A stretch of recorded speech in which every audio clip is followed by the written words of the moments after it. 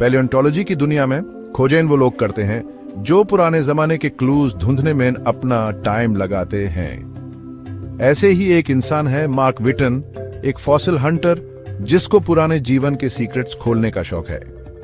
उन्हें क्या पता था कि उनका काम उन्हें ऐसे एक्स्ट्रॉर्डिनरी क्रीचर तक ले जाएगा जो आसमान में कभी उड़ता था। 2010 में विटन और उनकी टीम जॉर्डन में एक जगह खोदाई कर रहे थे जब उन्हें एक कमाल की चीज मिली, एक बाड़े से उड़ने वाले रेप्टाइल का फॉसिल। इस अजीब क्रीचर को बाद में नाम दिया गया और इसने प्रीहिस्टोरिक दुनिया में साइज और उड़ने की लिमिट्स के बारे में हमारी समाज को चैलेंज किया। उड़ने वाले रेप्टाइल्स के ये ग्रुप से था जिसको प्टेरोसॉर्स कहते हैं। ये शानदार क्रीचर्स डायनासोर्स नहीं थे बल्कि उनके क्लोज कजिन्स थे जिनके एंसेस्टर्स सेम थे। मेसोजोइक एरा में प्टेरोसॉर्स आसमान में राजा थे, जमीन पर घूमने वाले बड़े बड़े डायनासोर्स के ऊपर उड़ते थे। को दूसरे प्टेरोसॉर्स से अलग बनाने वाली चीज उसका साइज था।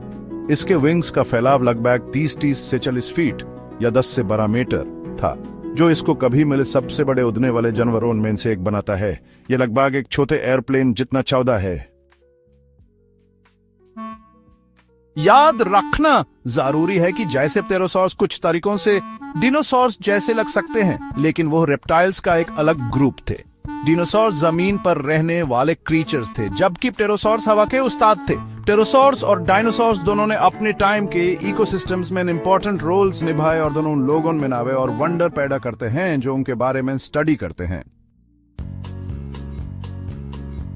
की सबसे स्ट्राइकिंग चीजों में से एक थी उसकी लंबी गर्दन। ये लंबी गर्दन, जो शायद 10 फीट या 3 मीटर तक लंबी थी, लंबी वर्तेब्राए से बनी थी। साइंटिस्ट का मानना है कि इस लंबी गर्दन की वजह से खाने की तलाश में छोटी जगहों में पहुंच सकता था, बिल्कुल आजकल के गिराफे की तरह। की खोज हमारे प्लेनेट पर जीवन की डाइवर्सिटी की याद दिलाती है। इन पुराने क्रीचर्स के बारे में स्टडी करके हम धरती पर जीवन के लंबे और इंटरेस्टिंग इतिहास की और गहरी समझ पाते हैं।